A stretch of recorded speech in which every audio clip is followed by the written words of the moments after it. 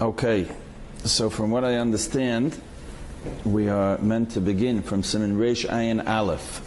Siman Reish Ayin Aleph is discussing the klaf upon which Sefer Torah, Tefillin, Mezuzahs are written. We are in Hilchos Sefer Torah, obviously. So the Mechaber begins as follows. Siman Reish Ayin Aleph, Sif Aleph. Ein kaisven Sefer Torah al or behema chaya.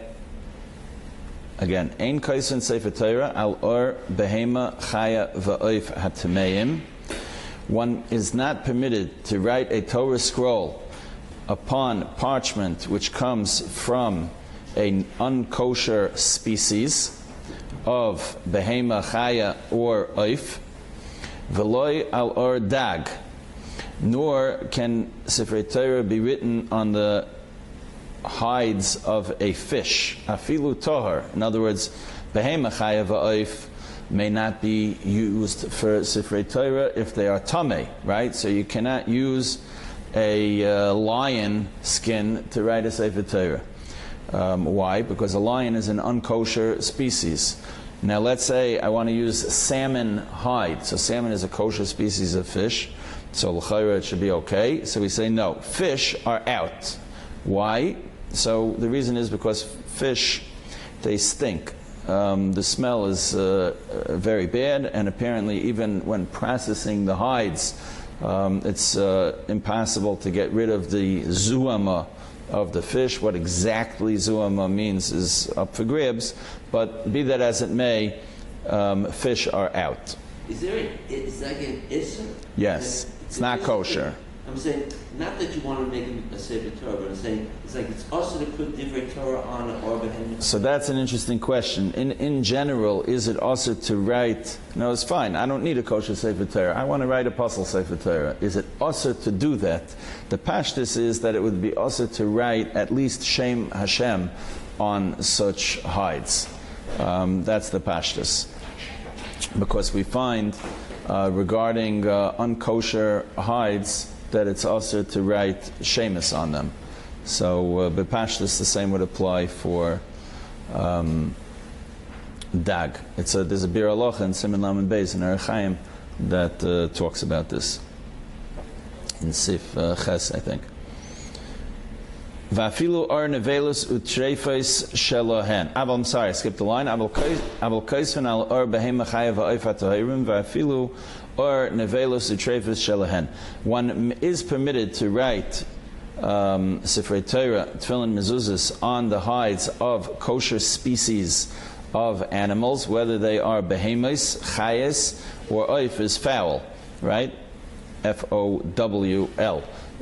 It's permitted to write Sefer Torah on those species. Filu or nevelus utreifes shelahen. So, in other words, to eat the meat of a cow, for instance, the cow has to be ritually slaughtered. You need a kosher shchita in order to eat the basar of a behema tahira. However, to write a Torah scroll on the hides of a behema tahira, you do not need shchita. If the animal had a heart attack or died of cancer or some other natural causes, it is still permitted to use that hide for a Sefer Torah, provided that the species it's coming from is kosher. So that's the first half of this halacha. So we're not going to do all the shachs and tazes, but we'll see the relevant passages. So if you look in Sif Katan Aleph in the Taz, so he says, he gives you the reason. How come you can only use a behema chaya va'oif? How come you cannot use a behema chaya va'oif atameim? The Siv, because the pasuk says, "Lamantia Torah Hashem beficha." The Torah has to be in your mouths, right? So the literal meaning of the pasuk is that you always have to be speaking about Torah. But we darshan from there min hamuter beficha, that the Torah can only be written on parchment made from a species that is permitted to your mouth, meaning kosher animals. Even if they are not shechted. Because for our purposes of writing Sefer Torah, it doesn't make a difference if they died of natural causes or if they were shechted. There is a discussion amongst the Mekubalim if shechted hides are preferable. Ayin Sham. There's a Ramami Panu about that. There's a Aruch Shulchan who's not into it. It's a discussion. The Rambam certainly does not mention it. Yeah. Veloyal or dag continues the Taz mishum denafish zuame. Yeah, because it's ichi. Looking at in the Shach, the Shach discusses in Sifkat and Aleph. No, I'm sorry. That's the next piece in the Mechaber. So let's go back to the Mechaber. But before we do that, I'll just mention quickly in the Gilyon Marsha. The Gilyon Marsha is who? It's not the Marsha. The Gilyon Marsha on the page of Shulchan Aruch is Meirenu Harav Shloime Eger. Is the Gilyon Marsha. So father and son tandem found on the page in Shulchan Aruch, Rabbi Kiva Eger and Rabbi Shloime Eger. So Rabbi Shloime Eger says a very interesting thing regarding the or of Sefer Torah. He says klaf lavan dafka. He brings from the Ginas Rodim that the klaf should be white. Now we're not really so makbid about this, but there is an inyan to use white klaf and black ink, because white is rachamim and black is din, so we want to mix the din with rachamim. Shine. Okay, it's a nice inyan. We're going to get to that. So that's again, that's a nice inyan, but we're not particularly careful about it. Stay tuned. V'tzarech sheyiyu ha'ayres me'ubadim al yedei Yisrael. The hides have to be tanned processed by a Jew. L'shem Sefer Torah. What does that mean, L'shem Sefer Torah? Right? We just made a statement. Right? When you're being ma'abed ayres, abed ibed ayres means processing hides. Right? Till today. If you go to Morocco, I think, and Italy, they still have, it's very few places in the world where they still do this, but there are places, here in Eretz Yisrael, there's one or two places where they process leather, right? So leather processing is, in our parlance, called ibud iris. So ibud iris for Sefer Torah, Tefillin, and Mezuzah has to be done by a Jew. L'shem Sefer Torah, says the Mechaber. So that means that when you're doing it, you can't just do it on autopilot, right? You have to do it L'shem Kedushas Sefer Torah. You take the hide, you put it into the vat, and you say L'shem Kedushas Sefer Torah. If you don't say L'shem Kedushas Sefer Torah, the Sefer Torah is not kosher, as we will see now.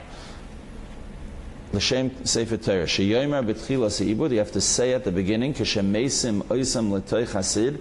When placing the hides into the lime solution, one must speak out. Oiris elu ani ma'abed l'shem Sefer Torah. These hides I am processing for the purpose of a Sefer Torah. You must say that.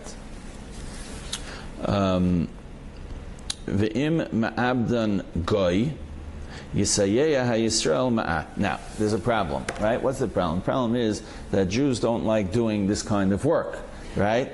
It's very smelly, it's very dirty, it's a little dangerous as well. So this is not for a nice Jewish boy. So who does this kind of work? So it's the non-Jews, right? But we just said a second ago that it has to be done by a Jew.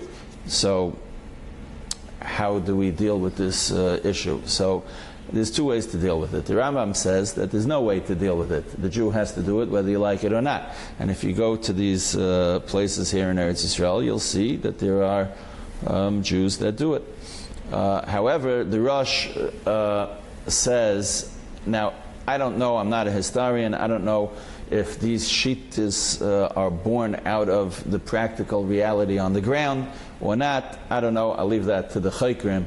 But the Rosh was more lenient. Now, it's possible, like I'm saying, because in Germany, where the Rosh was, I don't know, I'm not offering any opinions. But whatever it is, the Rosh says that there is a way out of it. What's the way out of it? The way out of it is that the Goy and the Jew do it together. and the guy does the physical work, and the Jew does the supervising, and the Jew says to the guy, L'Shem Kedusha Sefer Torah, right? And the guy says, L'Shem Kedusha Sefer Torah, right? So that's Oimid al Gabav. This is the famous concept called that you need a Yisrael Oimid al Gabav. So we'll see the particulars of that in a moment, but that's what's going on over here. V'im Abdan Guy, if the Ma'abed is a non-Jew, Yisrael Ma'at, the Jew should help him a bit, bitchila. So he's talking about physically he should help him. Kishenaisnei lasid, when he puts it into the lime solution. I'm sorry? Pashtas not. V'yomer shehu oisa l'shem kedusha sefer Torah. He has to say that he's doing it l'shem kedusha sefer Torah. In addition to that, v'yasamein oisam oiris shalayachlifu hagoy. Since the guy is the worker, right? So you don't really trust him. So you have to make simanim, like you have by meat, right? You have basash and asalam and ayin. You have to make simanim. So over here, you make simanim in the hides. You don't have to be so. Notice there's a limit to our paranoia. We require a siman, but you don't have to assume that he's going to forge. You don't have to be chayshish that he'll forge the simanim. So once you have a siman, you're okay. Now, what could he do to ruin? He could switch them. He could switch them. He could take the kosher one. Yeah. With other hides that warrant machine. I don't know why one would be worth more than another. Oh, so one side. Take it easy. Very good. It's an excellent question. We're going to get to that. Very good. Good point. So we'll see. So the Shach says in Sifkat and Aleph. In Sifkat and Aleph, so the Shach is talking about the idea that we mentioned that Sefer Torah have to be ma'ubid l'shma. If you look one or two or three lines down, you'll see he says Aval harosh v'tor heviu tshuvas haga'in sherav Moshe Gain polik. Rav Moshe Gain argues, and he says that you don't need ibud l'shma by Sefer Torah. So if you look at the last few words of the Shach in Sifkat and Aleph, you'll see that he says, V'im ein yecheles lasis kain, if you don't have hides available that were ma'ubid l'shem Sefer Torah, v'ein lahem Sefer Torah acheres, you're out in South Dakota, and there's no other Sefer Torah around, v'loi klafim acherim lichtev olav Sefer Torah, kshera im yichtavu by afal pi she'ein ma'ubid l'shma, v'yikru ba b'tzibur. So there is a shita of Rav Moshe Gain, who holds that you don't need ibud l'shma, and in a pinch, says the Shach, one can rely on this Rav Moshe Gain. Now, so one would think, so how is this negaya nowadays? Like obviously today, everything that we have is ma'ubid l'shem Sefer Torah. So okay, this was a nice halacha for ancient times, but it's not relevant nowadays. So that's inaccurate. Why? Because there's a topic that you will not find on the pages of Shulchan Aruch, which is known as avodas yad. Avodas yad means that there's handmade. You find by matzahs, right? You have matzahs, avodas yad. There are many Jewish ritual mitzvah objects that are were makbid or not makbid to require avodas yad. So what does that mean? That means that with the advent of machinery, so there are many things that can be done with machines, and it obviates the need for one to do it by hand. So that's great in terms of convenience, but what about halacha? Does halacha recognize machine-made products as lishma? In other words, if you're telling me that I have to process the hides lishma, so if I did it with a machine, is that called lishma? So some say that it is. I push the button. So when I push the button, I say l'shem matzahs mitzvah, right? So you have machine matzahs, you have handmade matzahs. What's the difference? That's the difference. The difference is that machine-made matzahs, you say l'shem matzahs mitzvah, you push the button, and some poskim say that's called lishma, and other poskim say that's not called lishma, that's a joke. The machine is doing it. The machine doesn't have any seichel, so you have to do a physical maisa. Physical maisa means avodas yad. So the same thing applies by processing hides. By processing hides, in ancient times, and not just ancient, until 100 years ago, the way to process hides was to do it by hand. You had a vat, and you put in a solution, and you put the hides into the solution, and you mix it around with a broomstick, and that's how they made hides. But today, you can take a washing machine, and you put, I don't know, literally a washing machine, but something akin to a washing machine. You put the solution in there, you put the hides in there, you push the button, and instead of it taking 2 weeks, you can do the whole thing in 3 or 4 days. So now there's what's called machine cloth. So you put it in by hand. You put it in by hand. So we'll get to that. So some say that that's okay. Others say that's not okay. Even the agitation has to be manual. Yes. So therefore, that's why this Rav Moshe Gaon is negaya nowadays. Because let's say you hold that you need avodas yad, right? Machine-made cloth is not okay.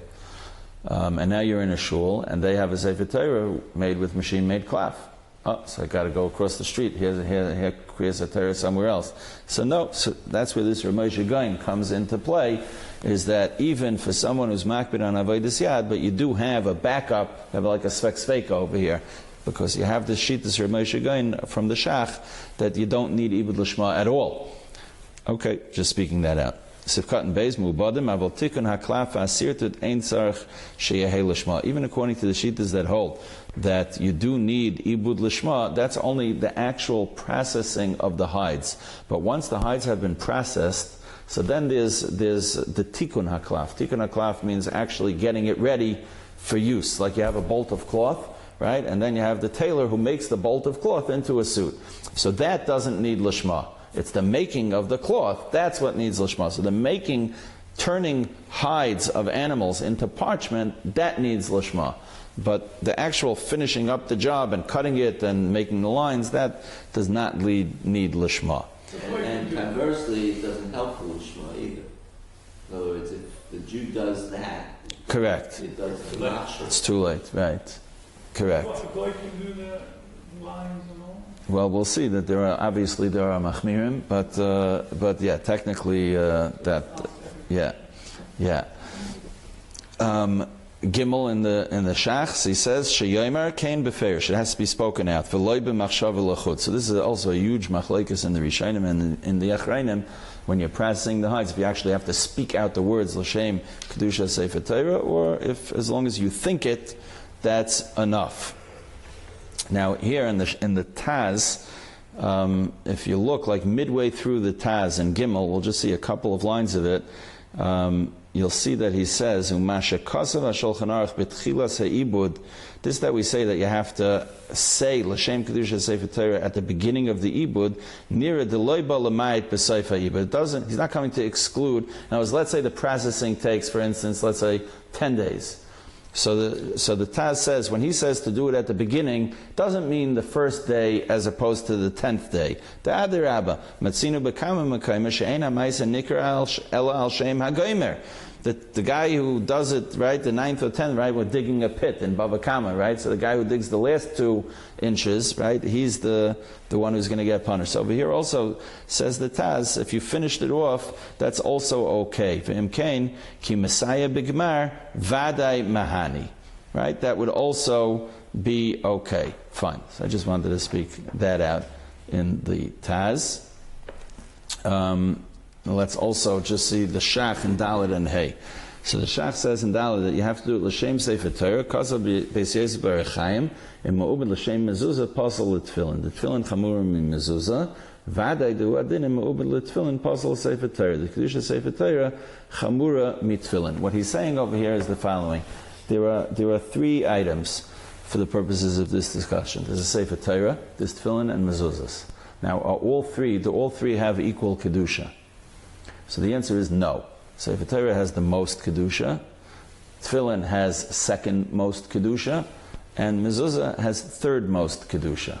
So when I'm ma'abed iris l'shem kedusha sefer Torah, can I now use those hides to write tefillin on them? So the answer is yes. It wasn't ma'ubed l'shem tefillin, it was ma'ubed l'shem sefer Torah. So we say, B'chlal Masayim Mana. If I have a $200 bill, if such a thing would exist, right? Well, let's just use a practical example. If I have a $100 bill, so I have $50.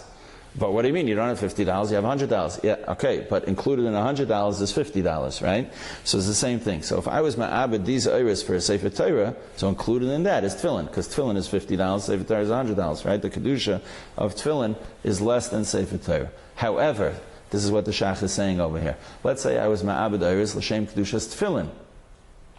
Can I now use those ayres for a Sefer Torah? No. Let's say I was ma'abed ayres for mezuzah. Can I use those ayres for tefillin? No. Let's say I was ma'abed ayres for tefillin. Can I use it for mezuzah? Yes. Right? That's the concept that he's explaining over here in Sifkat Dalet. Sifkat. Yeah, there's always a machlokes. There is an avodas hagashuni, but it's not a machlokes because he says it doesn't work. The avodas hagashuni agrees that it works. He just says that you're not allowed to do it because there's hayrada b'kedusha. In other words, if I was ma'abed ayres for a Sefer Torah, so he acknowledges that if I wrote tefillin on it, they're kosher, but he says you're not allowed to do that because it's hayrada b'kedusha. The klaf is ma'ubed l'shem Sefer Torah, and you're being meiridit mikdushasai by writing tefillin on it. But he's not the accepted opinion. The reason is, exactly. The reason why his opinion is not accepted is because the klaf doesn't have kedusha. When I'm ma'abed ayres l'shem kedusha Sefer Torah, it doesn't have kedusha. I made the klaf worthy of receiving the kedusha of a Sefer Torah. It's like I have a gas tank in my car. So because I have a gas tank doesn't mean I can drive. I have to put gas in the tank, right? So by being ma'abed the klaf l'shem kedusha Sefer Torah, I have a gas tank. Now write a Sefer Torah on it, and you're in business, right? But the gas tank has no kedusha. It's the gas that goes into it that makes it chal, right? So that's why they don't agree with the avodas hagashuni. The Lavush explains that when I'm ma'abed the ayres, that's just a hechsher. I'm just preparing it for X. So once I do X, then that's fine. So I can do less than X. I can do a mezuzah, right? I prepared it for tefillin. I can write a mezuzah on it. That's fine. But l'maisa, when they do it l'shem. L'maisa, no. So there's two ways that they do it. There's a machlokes between the Badatz Eidei Charedes and other kashrus agencies. The Badatz Eidei Charedes insists that everything is ma'ubed l'shem kedusha Sefer Torah. Period. That's the way they do it. Other kashrus agencies make a t'nai.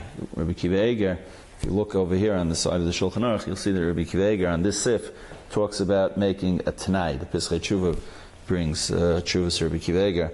He talks about making a t'nai. What that means is that you say, Hareini ma'abed ayres elu l'shem kedusha Sefer Torah, v'ani masne shekishe'ertza ani yochel l'shanoisei l'chol ma shani reitza. Right? Now, as I'm being ma'abed l'shem kedusha Sefer Torah, I'm making a t'nai that if I want to use it for something else, I can use it for something else also. That's because of the avodas hagashuni. That is because of the avodas hagashuni. Yes. So some prefer Rabbi Kiva Eger because once you have a t'nai, so you're good to go. You could use it for whatever you want. Others prefer the avodas. The Badatz prefers the avodas hagashuni because the Badatz says they're not chayshish for the avodas hagashuni's problem, and they hold that the t'nai is mekalkal.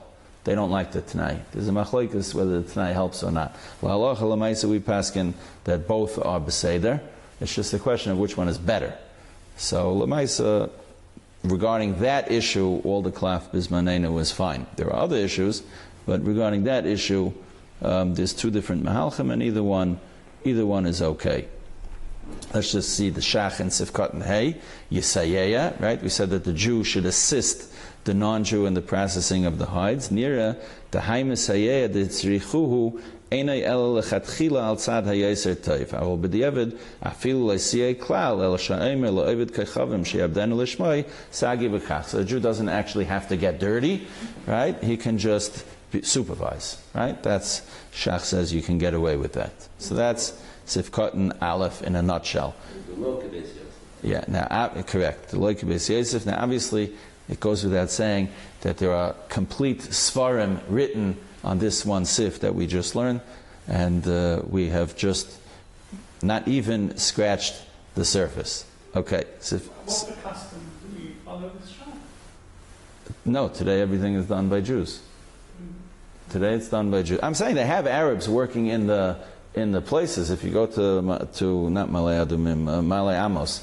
If you go to Malay Amos, you can go visit the factory over there. They have, of course, there are Arabs doing a lot of the dirty work, but the Ikar Ibud is done by Yidden today in all reliable cloth factories, Including the stirring. including The stirring, the agitation. yes, the stirring, yes, the stern. No, there's a hashkacha called stern. So I thought you were asking, including the stern. Yes, the agitation and the stirring is done by Jews. Yeah, that's for sure. Yeah. Sif Beis. So how do we process hides? So what does that mean? That means as follows, that when you skin an animal, the hides are like spongy and not really usable. So what do you have to do to get it to be usable? You have to, you basically have to, it's like cake, right? If you have a soft, a soft sponge cake, right? So you can't write on that. If you want to, you have to turn that into paper, right? So when you're skinning the hide of an animal, that's what you're trying to do. You're trying to take this sponge, sponge-like material and turn it into parchment, which is more or less paper for our purposes. So how do you do that? You need something that's going to be mekavetz the It's going to like dry it out and make it hard. So what dries it out and makes it hard? So there's two ways to do it. You could do it ba'aftza, or you can do it besid. So aftza is gallnuts. Gallnuts are marble-like balls that grow on trees. They are the result, they're basically a scab. In other words, if you have a worm that bites the leaf, so the leaf now develops a scab, and that scab is a ball. It's like a marble type thing, and that's called afotzim. And you can collect hundreds of these afotzim, thousands of them. The leaves or on the bark? It could be on the bark, it could be on the leaves, it could be on the branches. I'm not 1,000% sure, but I think you could find them on all parts of the tree. I could be wrong about that. But the bottom line is, it's what's called in English gallnuts. So you collect these gallnuts, and these gallnuts are very, very acidic. acidic, right? They're very acidic, and when you create a liquid solution from these gallnuts, it's called gallnut juice, and you put hides into them, that processes the hides. So that's one way of doing it. The second way of doing it is sid. Sid is lime, a lime solution, which is nowadays that's what's generally done. But we'll stay tuned. We'll see more about that in Sefer Gimel. Sefer Gimel. Kaisvin Sefer Torah al hagvil v'hu ha'or shalei nechlak v'kaisvin by b'makim seyar v'im kasav Sefer Torah al haklaf kosher v'hu she'iyah kasav b'tzad apnimi sheklape habasar. So, yeah, these three lines also have complete svarim written on them, but to put it in a nutshell, what it means is like this. When you have a hide, right, so a hide is thick, okay? Now, there's an outer layer, right? This is a human hide, right? So you have the outer layer and then the kishkis on the inside, right? So an animal is the same thing. You have the outer layer, the smooth outer layer of the hide, right? Like the Chassidish guys who have their tefillin bags, right? With the fur, right? So that's the outside.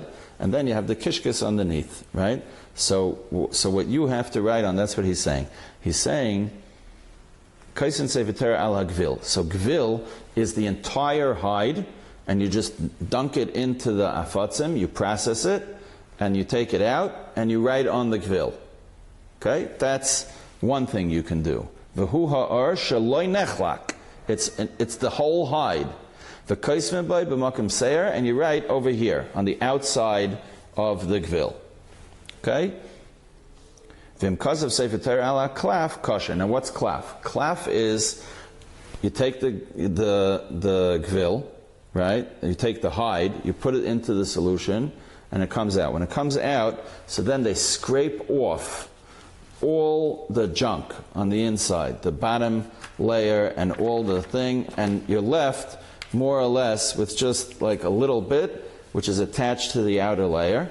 Okay, so it's like a quarter of the thickness. So the cloth is the outer layer? The cloth is the outer layer, and then when you're writing on cloth, you're writing on the inside of the outer layer. That's the difference between cloth and gvil. So we have live samples that I brought in for you. This is gvil. You could still see on the outside the unprocessed, whatever. So this is gvil. This is a Sefer Torah from Baghdad from, I don't know how long ago, but at least 100 years ago. Could be 200, I don't know. So this is a piece of gvil, and you can see it's thick, it's like a carpet. The Teimanim, till today, write on gvil. And this is the tzad haseir here. Yes, so this is the tzad haseir, exactly. This is the outside of the skin.